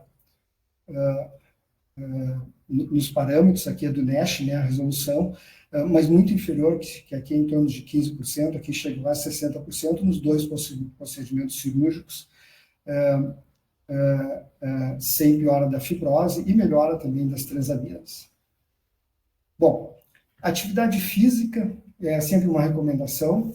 É interessante a gente ver que mesmo pacientes sem perda de peso, com obesidade, se tu fizer algum tipo de atividade física regular, tem efeito. E eu escolhi um trabalho aqui que eu achei bastante interessante, que aqui nessa linha azul é meu grupo controle, e nas linhas coloridas são 2 intervenções de atividade física, uma moderada, que é uma caminhada acelerada, 150 minutos, quer dizer, 50 minutos 3 vezes por semana, ou 30 minutos 5 vezes por semana, contra uma corrida, né? Então, aqui é comparado com o controle, mas aqui no gráfico de baixo, mostrando que não precisa ser uma atividade física muito intensa, né? Se eu fizer uma atividade física, uma caminhada, com o meu cachorro, que eu faço quase todo dia, já ajuda um pouquinho. E as perdas de peso, para a gente ter ideia, né, foi de 1 kg no grupo controle, 2,5, 13,2. Então, sim, teve uma diferença de perda de peso. No guideline, né, nessa colocação da sociedade brasileira, a gente coloca as recomendações para coisas que a gente quer dar destaque, para coisas que a gente quer chamar atenção, discutir se existe evidência ou não. E eles fazem, eu acho que um desserviço, dizendo que mudança de estilo de vida não tem nenhum benefício a longo prazo. Daí, se tu vai ler, eles argumentam que os estudos, no final, são underpowered, que para te ter uma diferença, tem que ter um trabalho de 15, 20 anos para mostrar um benefício. Então, eu acho que é uma recomendação que atrapalha, porque tu só lê o título, e eu, que sou um cara sempre crítico às mudanças de estilo de vida, né, que a gente não tem evidência, vai dizer, olha, não adianta nada de fazer tudo isso. Não é o que eu acredito, eu acho que a gente só não tem, como eles mesmos dizem, um segmento de longo prazo. Quando a gente inclui diabetes, não só obesidade, começa a ficar um pouco mais nítidas as indicações de tratamento, né? Então, por essa guideline do ACE, se tu tem diabetes NASH na biópsia, está indicado tu usar ou pioglitazona ou análogo do receptor do GLP-1. Mas, como o Thiago disse, biópsia a gente não vai ter mais, né? Então, eles colocam provável NASH, inflamação, não precisa ter fibrose, pioglitazona ou GLP-1 deve ser considerado, tá certo? Metformina, DPP-4, insulina, que a gente vai usar para tratar o diabetes, a hiperglicemia, não tem efeito, se a gente está falando em termos de fígado de esteatose. Eu vou me deter um pouquinho nesses dois, pioglitazona e GLP-1, que eu acho que na prática é o que a gente fica sempre na dúvida, e essa é uma meta-análise que frequentemente é citada para justificar o uso da pioglitazona, onde no grupo de cima é a rosiglitazona, que parece ser um consenso que não tem benefício, e a pioglitazona que tem benefício, tá? Aqui o Lozano. Eu não sei se dá para ler aí vocês, tá? Mas basicamente, esse aqui é uma subanálise que fala de fibrose, e aqui eu sublinho para vocês o estudo principal que, eu fiquei pensando como é que eu ia dizer isso, que parece a Dilma, né? É 32% dessa tabela, o peso do estudo, né, 32% das informações, mas se eu pegar a PIL, que é 67%, os 32% são 50%. Então, assim, metade da evidência, metade do peso da evidência vem desse estudo. Tá? Esse estudo é um estudo do New England, que tinha 80 indivíduos que usavam PIL, 80 que usavam vitamina E e 80 que eram placebo. Tá certo? E se vocês olharem aqui, a gente está falando de um grupo com 12 e outro 19. Então, a gente já vê que é uma subanálise não é o grupo como um todo. E a gente vai dar uma olhadinha lá, só no resumo, sabe que a gente só leu o resumo, a gente não leu o artigo todo. O que diz o resumo do New England? Tá? Segunda parte ali. Não tem benefício da pioglitazona. Okay? Então, o estudo que embasa essa meta-análise, o estudo original, diz que não tem benefício, a não ser em alguns efeitos secundários, objetivo, né? Desfechos secundários. O primário não foi. Desculpa, esse era um indivíduo sem diabetes, tá certo? Então, falando sem diabetes, pioglitazona 30 miligramas. Daí a gente... aqui ficou fora de ordem, tá? Era para ser... Bom, esse artigo do New England, assim, o que a gente faz quando o outcome primário não é atingido? Falha. A gente começa a olhar os secundários, começar outras coisas. É um artigo bem clínico, bem legal. Primeira coisa que ele diz, olha, a gente tem que ver se o meu primário está certo. Será que eu decidi o primário legal ou eu errei no meu primário? A Cris diz, eu não acho isso, se o primário não dá, eu não posso olhar o secundário. Eles colocam aqui, se o primário não dá e eu olhar o secundário deve ser underpowered, porque o meu cálculo é para o primário. Então, ele não pode induzir condutas, ele tem que ser um gerador de hipóteses. Tá certo? Eu não posso decidir pelo secundário, porque provavelmente eu estou underpowered. Pode ser, já não tem mais a randomização, já tenho, né, outras coisas. Bom, então vamos dar uma olhadinha no secundário, porque ali dizia que tinha benefícios no secundário, do artigo lá. O que ele diz dos outcomes secundários? Fibroses não mudaram com a pioglitazona. Então, de onde é que vem essa informação? Eu não sei, no artigo não está, deve estar em umas 20 tabelas anexas, que deve ser análise exploratória de subgrupo. Então, eu acho que a gente tem que pensar bem se a pioglitazona é tão importante assim. E eu vou voltar a isso, porque aqui eles colocam pioglitazona e análise de GLP-1 no mesmo nível, usam essas referências. Do brasileiro, eles colocam a pioglitazona como provavelmente mais importante do que as outras medicações, e eu acho que a gente tem que conversar com eles sobre isso. Bom, o segundo trabalho que tem um peso importante, que aqui é 10%, na tabela inteira é 20% de peso, é de um estudo, então, com diabetes, certo?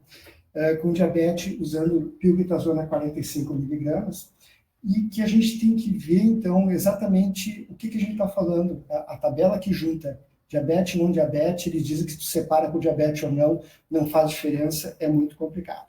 Nesse mesmo trabalho, do New England, fala da vitamina E. Nas duas guidelines, eles dizem que a vitamina E talvez seja considerada. Eu entendo porque tinha alguns riscos, preocupações de doença cardiovascular, nunca se mostrou benefício, parece ser seguro, mas doses muito altas têm associado com alguns desfechos. E aí, no brasileiro, eles colocam assim, vitamina E foi associada, num estudo retrospectivo, um número grande de pacientes foi acompanhado por 5 anos, em média, bastante, né? Eles colocam que vitamina E foi associado com diminuição de mortalidade geral, eventos hepáticos e sobrevida. Então, ali, o survival without liver transplantation. Então, eu não consegui ler isso aqui, vi ontem de noite, tá? Estava lendo essa coisa, mas tem tudo isso, eu pensaria em olhar melhor a vitamina D, muito mais, que não dou muita bola, do que a própria pioglitazona, mas aí logo depois eles dizem, não, mas para esse a gente precisa mais estudos randomizados, tá certo? Para a pioglitazona não. Porque eu esqueci de falar, que eu pensei em falar para vocês, que é óbvio, meta-análises são super importantes para a gente ver se estudos heterogêneos, no final a gente tem uma ideia melhor da vida real, porque cada estudo tem seus critérios de inclusão. A outra coisa é quando são doenças raras, a gente não consegue fazer estudos grandes. E outras quando são eventos raros. Eu preciso muito deles, muito grandes, eu tenho 1.000, 2.000, 3.000, eu preciso 15.000 pacientes. Então a meta-análise ajuda. Pelo que o Matheus colocou aqui, não parece ser o caso para doença gordurosa no fígado, é uma doença comum, frequente. Tá? Então, lá no final, eles colocam então, que a vitamina D pode ser considerada, né, apesar de diminuir a mortalidade. Bom, GLP-1, que eu acho que é as grandes drogas que a gente vai estar discutindo na vida real aí para frente, existem 2 estudos maiores, fase 2 da semaglutida. Eu selecionei esse aqui porque é o da biópsia, o outro é com imagem, tá certo? Onde foram 320 pacientes, mais ou menos 80 pacientes em cada grupo de tratamento, e os placebos também, se tu juntar tudo, vai dar 80, parecido com aquele nosso. E o objetivo primário é ver a resolução da esteatohepatite sem piora da fibrose. Tá? Por que eu estou ressaltando isso? Esse é o objetivo primário, é um estudo fase 2. Fase 2 são poucos indivíduos, é para te testar a dose, é para te ver riscos, para te ver segurança, não é ainda o estudo fase 3, para conduta, e o secundário é para ver se tinha alteração na fibrose. Tá? De novo, se não der na fibrose, o estudo não diz que não dá na fibrose. Ele não é o objetivo primário. Tá? E eu vou convencer para vocês que ele é bastante interessante. Então, são os dados então, para ver, né, a estatopatite sem pior da fibrose. Ops. Tá? Eu vou pegar aqui a dose. Vocês veem que é engraçado essas doses? Essas doses são engraçadas porque são por dia, tá? Esse estudo foi feito por dia, SEMA diária, e 0,4 seria 2,7, 2,4. Então, teve uma resolução aqui de 59% contra 17% no placebo, dos indivíduos com um pouco mais grave, então, desse teatro, e melhora da fibrose, que é o grande comentário que eles colocam, né, esse brasileiro que não tem evidência de fibrose, não foi diferente entre os grupos, de novo, de 43 para 33, diferença pequena, mas não era o objetivo primário. O que tem nas tabelas adicionais desse trabalho, que eu acho que é o mais interessante, é isso aqui. Vamos pegar de novo aqui o 0,4, aqui a melhora da fibrose nos indivíduos todos, parece que melhorou, né? 42 contra 31, não foi significativo, mas mais importante é o vermelho. Olha os indivíduos que evoluíram de 5% para 19%. Então, para mim é importante isso é estatístico. Para mim é importante, talvez como gerador de hipóteses, de novo, vamos ter coerência, né? Se eu disse lá atrás que secundário não pode, mas que provavelmente o estudo pequeno, fase 2, já está mostrando que se eu não regrido a fibrose, eu evito que os pacientes vão para a fibrose. Isso, para mim, já é altamente importante. E aí, esse aqui é em todos os indivíduos. Se eu pegar a esteatose, o mesmo critério, aqui eu tenho uma melhora, o placebo 26% melhorou, foi para 63% melhorou do que usou a dose maior, e 3%, 4% piorou, enquanto aqui no placebo 15% piorou. Então, me parece que é a droga que tem o caminho. Estudo fase 2. Existe o estudo fase 3 em andamento, recrutando, lá no clínico estão recrutando, o Mário Reis. Qual é o N desse estudo que estão recrutando agora? Tal da pioglitazona era 80 em cada grupo, 3 grupos, 240. Qual é o N desse? Vocês acham que para mostrar efeito clínico importante, qual é o N que eles estão recrutando? Com biópsia, que é a grande dificuldade, biópsia antes e depois. Qual era? Almeida? 5.000. 1.200. 1.200. Então, a gente está falando num N que talvez nos dê essas respostas. Só para não falar bem, testado em cirrose, não mostrou benefício. Certo? Paciente mais avançado com cirrose, talvez não seja o problema, não seja a nossa dificuldade. De novo, que vi essa semana aí, muito rápido, não me perguntem muito, esse trabalho do New England, com essa medicação, que ela é age similar, né, do FGF21, que tem um efeito metabólico, um efeito é estudado para diminuir triglicerídeos, aquelas hipertriglicerídeos importantes, e que é muito modulado pelo PIPAR-alfa. Né? O PIPAR-alfa são os fosfibratos, e tem vários estudos. Então, de novo, é um estudo fase 2, esse aqui é a resolução da fibrose, ou regressão da fibrose no placebo, e essas são as 3 doses testadas. Na verdade, são 2 doses semanais, 15 ou 30, e aqui 45 a cada 2 semanas. E aqui a resolução do NASH, que não tem essa curva, né, dose e resposta, mas, de novo, muito inicial, muito preliminar, mas é uma droga nova que talvez seja interessante, com um mecanismo interessante. Lendo isso aqui, eles referem muito a uma outra medicação que tem esse efeito PIPAR-alfa, que é essa aqui, que já não é nova, acho que é 2021, mas eu não conhecia pela minha ignorância, tá? Que também, testando aqui dose, é um estudo pequeno, são grupos de 40, mas é para testar dose, mostrando que talvez essa dose de 1.200 tenha benefícios em fibrose, em todos os parâmetros avaliados. Tem um estudo fase 3 acontecendo para ver fibrose, para ver desfechos clínicos. Quantos pacientes? 1.000 pacientes. Então, só para ter uma ideia, quando a gente faz um cálculo e vê o que a gente precisa, se eu quiser falar de fibrose, e não olhar. E essa aqui é a tabelinha que eu não achei no texto, eu tenho que ler com mais calma, tá? Eu não achei no texto uma referência à figura. Eu tentei ver o que eles estão falando da figura, eu nunca vi isso, uma figura não tem lá, eu não devo ter visto. Mas é a proposta deles, o que eu quero? Eu quero melhorar a esteatose, eu posso usar cada um desses tratamentos, GLP-1, existem evidências secundárias, não existe estudo para isso, e de imagem que melhora, né? Como eu falei para vocês muito rapidamente, várias intervenções dietéticas que não são basicamente de perda de peso, mas mudança de componentes da alimentação, cirurgia bariátrica, e aqui está a pioglitazona, tá certo? Melhora a esteatose. Mas daí tem um asterisco, que vocês não vão conseguir ler, porque eu não consigo ler também, que diz que pioglitazona não deve ser usado se tiver só esteatose. Então, na tabela tá, mas se eu não leio o rodapé, ele diz que não é para usar a pioglitazona.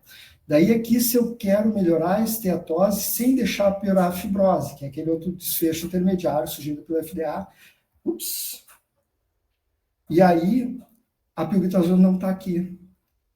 Está lira, está sema, está vitamina E.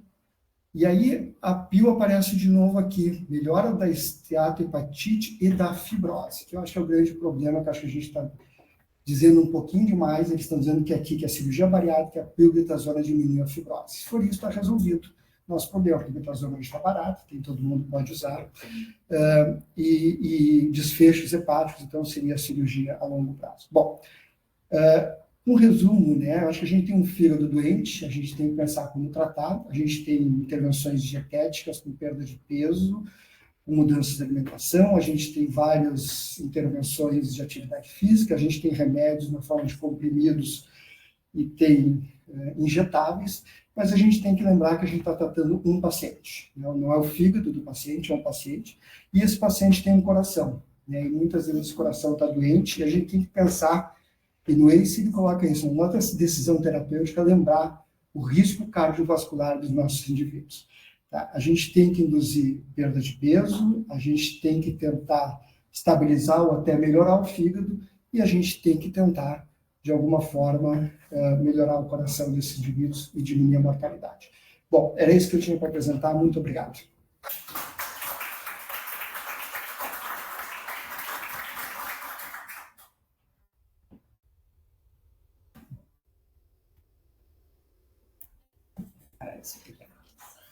Agradecendo aos nossos 3 palestrantes, a gente vai abrir para conversas e perguntas.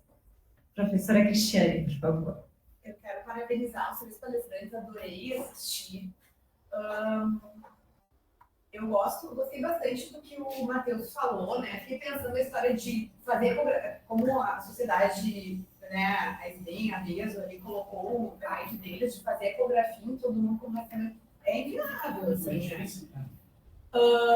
E gostei da história, assim, de maneira populacional. Se a paciente tem sobrepeso ou obesidade, a gente vai tratar o sobrepeso ou obesidade dele de qualquer maneira. E vai nos preocupar, talvez, o que tem a fibrose mesmo. Então, começar pelo FIB4 talvez seja uma coisa que a gente vai ter que fazer. Só para vocês saberem, assim, para ter uma ideia, nos pacientes com diabetes, a gente tem feito avaliação de esteatose, fibrose, num estudo, que eu até pedi para minha aluna mandar agora para eu ver direitinho.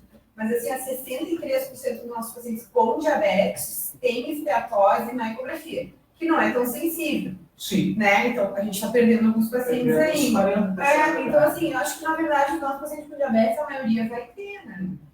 E desses pacientes, a gente fez uma avaliação com o Shirwave, que tem no Clínicas para fazer, que eu acho que é o point, né, do Shirwave.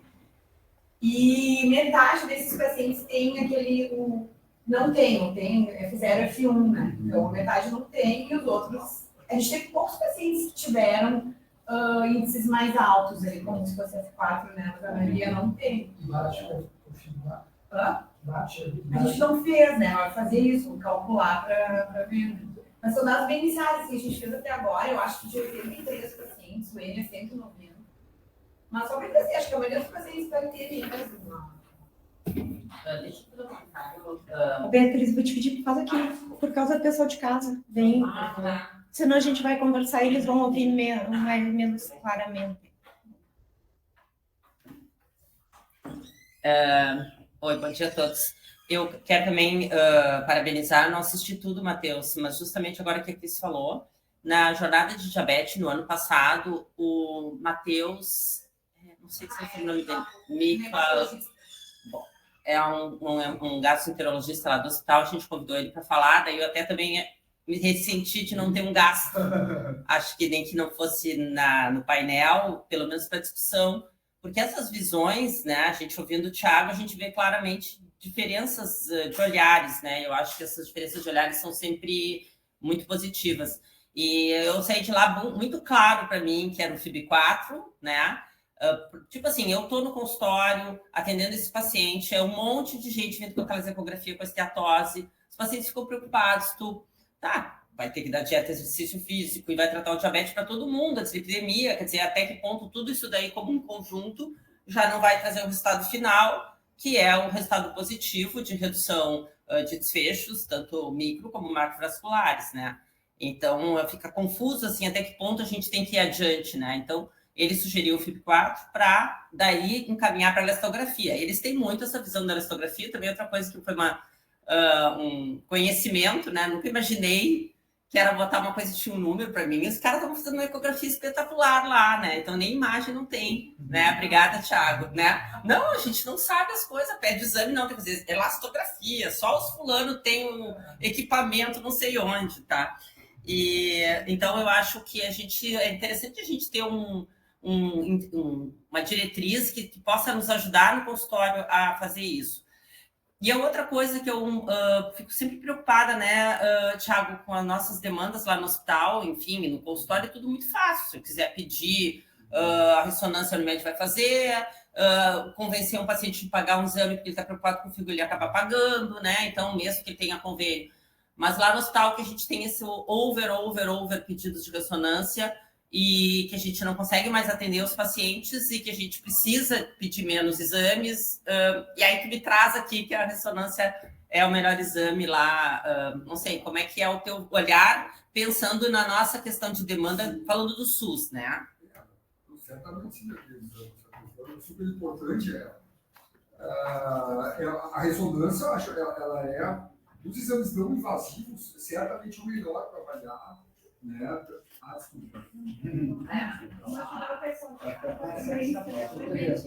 Desculpa. Claro, assim, dos exames, então, não invasivos, certamente o melhor é a ressonância, né? Assim, é o que tem uma maior correlação com a biópsia, tanto para a esteatose como para a fibrose.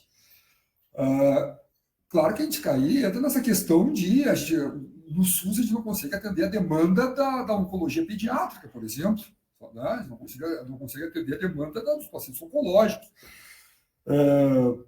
E essa é uma discussão antiga que se tem na radiologia. Nós somos, assim, nesse sentido de ter uma certa passividade, os exames chegam para nós. E a gente, como é que o radiologista vai definir que é mais importante fazer o exame de uma elastografia no paciente, enfim, com uma suspeita de fibrose hepática, ou é mais importante fazer um follow-up de uma neoplasia de próstata? Essa é uma questão, a gente vive isso diariamente, né? Eu acho assim, a ressonância, ainda que seja o melhor exame, ela ainda é restrita a aqueles casos que realmente é preciso avaliar a fibrose hepática, quando depois da avaliação clínica e depois da avaliação ecográfica, ainda não se tem a resposta, né?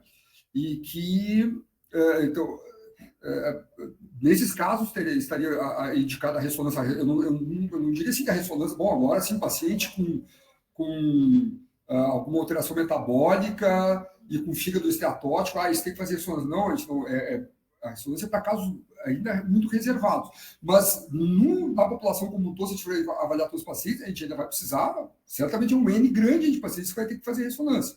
No sistema público, infelizmente, hoje é inviável. Essa é a questão, é inviável. É questão de que pouco vai mudar o desfecho.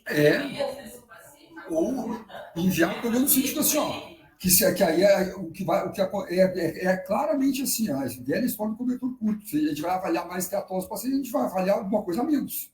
Alguma coisa a gente vai começar a avaliar menos de outros pacientes. É assim, não, infelizmente. Né? Mas é isso aí. Desculpa, gente, botei nessa saia. Capaz. Não, é isso que o dia a dia, esse é o nosso dia a dia, né? Sim, tá. Tiago, prático de consultório, né? A gente pega muito paciente, aí quando tu fala de sensibilidade e sensibilidade da ecografia, tu tem umas ecografias que são horrorosas, assim, né? Que o cara acho que nem enxergou. E às vezes tem paciente que vem com 2 ou 3 feitos em lugares diferentes, e uma diz que não tem, a outra é moderada, a outra é grave, né? E assim, o cara não sabe para onde ir, né? Quando a gente pede com a elastografia, eu acho que já é um serviço diferenciado. O cara da elastografia já, opa, não é aquele geralzão. Então, eu não sei se algum comentário, mas assim, tu falaste algumas vezes da cirrose, da ascite. Uhum. A ascite não é uma coisa que me preocupe muito, porque o paciente já está muito doente do fígado, ou é uma de outra causa que ele está descompensado. Ele vai estar com gesto do fígado, não é o momento de fazer, não sei se é um limitante. O que me preocupa, às vezes, é o ferro. Como é que fica o FibroScan e a ecografia quando tu tem depósito de ferro no fígado, que acho que interfere um pouco. E nesse sentido que a Beatriz traz, que nós temos o FibroScan no hospital, não seria um exame mais simples, mais rápido, para talvez um rastreamento inicial, disso, que é só uma medida, não faz a imagem, né? Uma eco, tu tem todo, como tu disseste, várias, talvez seja um exame mais demandante. Bom, obrigado. Importantes questões, né? Assim, em relação a sobrecarga de ferro. A sobrecarga de ferro, ela diminui a acurácia tanto do FibroScan, como da eco, como da ressonância. Uma sobrecarga de ferro leve tem resultados bons, uma sobrecarga leve de ferro. Uma sobrecarga moderada a elevada é um exame que não dá para avaliar essa rigidez. Mas a eco não sugere. Pois justamente. O FibroScan e a eco não tem como fazer essa avaliação. É só na ressonância. Então, assim, mas aí tem algum indício clínico de que o paciente possa ter sobrecarga de ferro. Bom, então, esses pacientes seria um caminho assim, fazer uma ressonância, né? E aí, bom, a ressonância é uma sobrecarga moderada elevada. Bom, então, essa rigidez hepática não vale. Esse talvez seja o caso do paciente, quando for preciso ter um resultado mais fidedigno, aí fazer a biópsia, né? Mas aí nós estamos falando de casos assim, casos muito, muito, muito restritos, né? Verdade. Então, no FibroScan e na eco não dá, a gente não consegue ter sobrecarga de ferro. Sobre a questão e a sobrecarga de ferro atrapalha todos os exames, mas a gente só consegue ver na ressonância. Outra questão é sobre essa, então, de fazer o FibroScan, né? Que é um exame mais rápido, enfim, é bom ter, o FibroScan é um aparelho específico, né? A eco é um aparelho que normalmente é um aparelho de ecografia que numa agenda do hospital, seja público, seja privado, vai fazer uma ecografia do ombro, vai fazer uma ecografia abdominal total, vai fazer uma ecografia da próstata e aí vai ter uma elastografia lá no meio da agenda.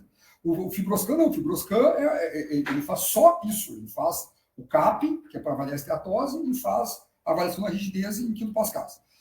O FibroScan, ele é muito estudado e ele é um método certamente utilizado, né? Da parte da imagem, se ele faz imagem, né? A crítica que tem o FibroScan é a questão de não ter imagem.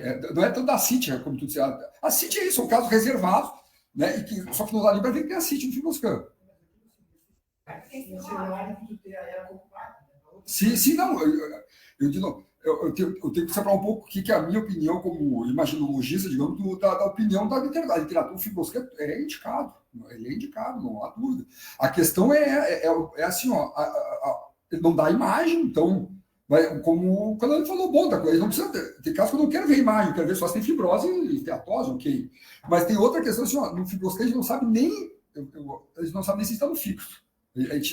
Porque dado o pulso no espaço intercostal, errar o fígado é muito difícil, mas, por exemplo, eu posso estar fazendo a avaliação de um vaso, e eu não sei. Enquanto que na ecografia eu vejo exatamente o que é vaso, o que é vaso, o que é o parênquima hepático. Então, o FibroScan, eu acho, ele é indicado, e ele é muito mais estudado, inclusive, que o Shockwave. Tem muito mais publicações sobre o FibroScan do que sobre o Shockwave.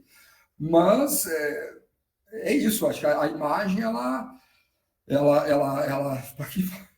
difícil falar, assim, eu trabalho com imagem, a gente pode ver a imagem do órgão que a gente está examinando, né? Agora, nesse sentido, assim, bom, a demanda da ecografia também é muito elevada para outras razões, para os follow-ups oncológicos, para as avaliações da fibrose cística, enfim, tudo que se avalia na ecografia. Então, talvez seja isso, o Fibroscar ajude também para acolher essa demanda desses pacientes, em que a imagem exatamente não é importante, mas sim o resultado ali do CAP e do quilo pascal. Acho que é por aí. Fazer um comentário a esse respeito. É muito legal a coisa multidisciplinar, né? Esse projeto que a gente está fazendo, que são os pacientes com diabetes, que a gente está fazendo a avaliação de esteatose e fibrose hepática. No grupo tem uma hepatologista e 2 radiologistas. É o Carlos e a Maria Ângela, e a hepatologista de Passo Fundo, a Raquel. E aí tem essa conversa. A Raquel faz fibroscan nos pacientes, ela acha muito bom. Os 2 radiologistas dizem, a gente não sabe nem se a gente está colocando no local certo. Isso que o Thiago falou, não sabemos se está no vaso ou alguma outra coisa. A gente tem um dos nossos pacientes, né, de 83, tinha uma lesão pancreática que foi diagnosticada na pesquisa e acabou operando depois. Podia ter feito em cima da lesão, mas assim, então assim, eles acham muito estranho não poder olhar, né? E eles têm essa mesma impressão do Thiago. Então, talvez seja assim, os radiologistas têm essa impressão. Daqui a pouco não vão mais ter só o fibroscan, vai ser sempre olhar a imagem. Mas os hepatologistas ainda têm a história do fibroscan, que é o que eles estão mais acostumados e eles fazem, assim, né? O fibroscan é feito só pelo radiologista? Não, tem o hepatologista. O hepatologista faz, eles têm no consultório deles, assim. Então, eles estão muito acostumados a fazer, né? Da gastro, Vamos dizer, como se tiver um adenoma de 5 centímetros, se deu um acaso, no local de fazer o pulso em cima do adenoma, a gente tem o hemangioma, uma interpretação do lado focal, o hepatocarcinoma. A gente tem a radiografia do hepatocarcinoma. Não fica, né? Então, eu não sei, eu cada vez mais agora, lendo, né, estudando e tal, eu fico achando que cada vez, qual é o nosso problema? Nosso problema não é não ter o fibroscan ou o Shirwave disponível ou a ressonância disponível. Talvez o nosso problema seja não ter tratamento para diabetes no SUS. Desculpa, tratamento para obesidade no SUS. Entendeu? Porque se a gente estivesse tratando direito a obesidade, a gente não tem nenhum remédio para obesidade no SUS, né?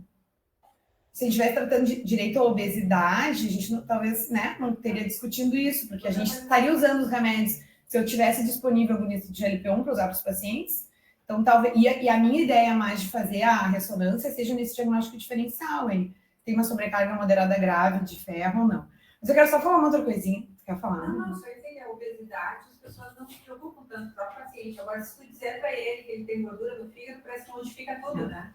Mas se a gente disser que a obesidade é uma doença e que tem remédio que diminui mortalidade, eles começam a se preocupar, né? Que a gente também tem, os pacientes também acham que não é uma doença, né? Sim, mas a gordura é como se fosse algo palpável para o paciente, que alguma coisa está alterada nele em relação à obesidade. Parece que dá um clipe que tem que tratar, então. Tem que tratar a obesidade. Mas é que eu acho que ainda faz parte da história da gente não reconhecer. A gente não, né? As pessoas não reconhecem como doença. Eu queria só fazer um comentário que a gente está avaliando também esteatose pancreática, que foi uma parte do doutorado do Thiago, né? E dos nossos pacientes com diabetes, todos que a gente conseguiu avaliar a esteatose pancreática, que foram 80 pacientes mais ou menos, acho que 95% tem esteatose pancreática. Então, parece que a esteatose pancreática é algo que vem antes do diabetes, sabe? Como um preditor do diabetes. Então, eu imaginava antes que todo mundo que tinha esteatose pancreática ia ter hepática também, então não é uma coisa muito diferente. Deposita gordura no fígado, vai depositar no pâncreas também. Mas parece que quase todo mundo tem esteatose pancreática, que é uma coisa que a gente não fala muito, que talvez uma próxima do ano que vem seja discussão. Mas parece que a gordura, que tem esteatose epicárdica, né? Tem esteatose por tudo quanto é lugar. Mas só para dizer assim, parece ser um preditor, talvez, do desenvolvimento de diabetes.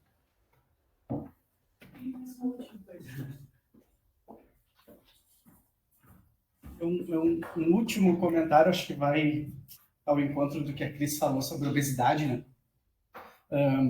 Com isso da gente não ter coisas disponíveis, acessíveis, principalmente acessíveis, mesmo né, fora do SUS, os medicamentos são bem caros, então a gente nota dificuldade de acesso.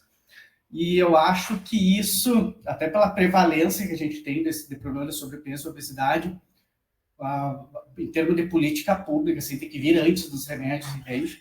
Eu acho que as pessoas tem toda uma epidemiologia por trás do sobrepeso e da obesidade ali que precisa ser visto antes. Assim.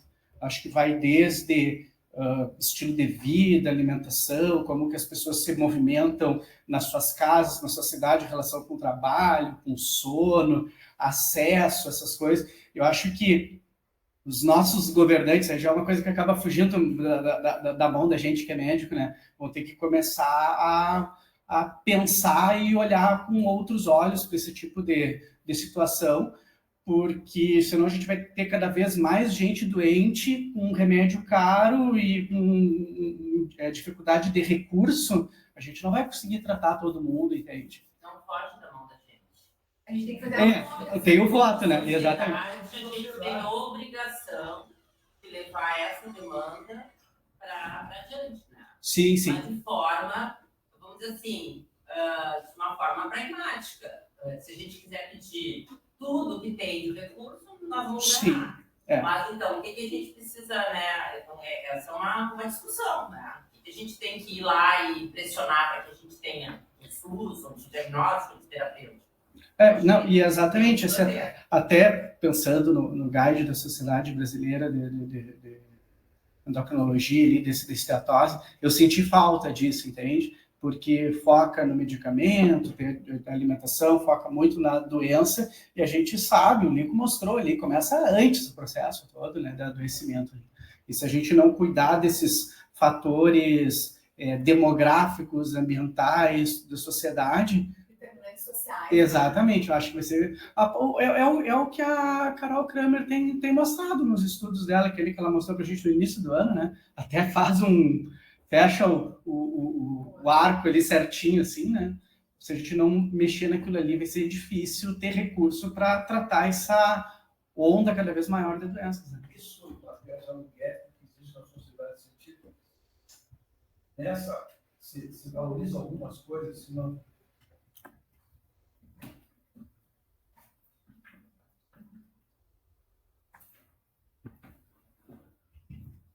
Eu acho que isso é uma falha grande das sociedades científicas, especificamente a nossa, né, que não valoriza esses aspectos que você cita e foca muito em medicamento e coisas terapêuticas, mas mudanças de hábito de vida e coisas que demandam realmente muito mais trabalho. Acho que a sociedade deveria ser muito mais efetiva no sentido de cobrança de órgãos governamentais. Acho que é uma falha grosseira nossa, sabe? Todo mundo tem acesso, né? Informação. Tudo bem, gente. A gente até estendeu um pouquinho mais, mas o assunto é bem interessante. Queria agradecer a presença de todos que estiveram conosco aqui na sede e online e encerrar, então, as atividades da SBEM RS. Matheus, vem dar o teu tchau final aqui.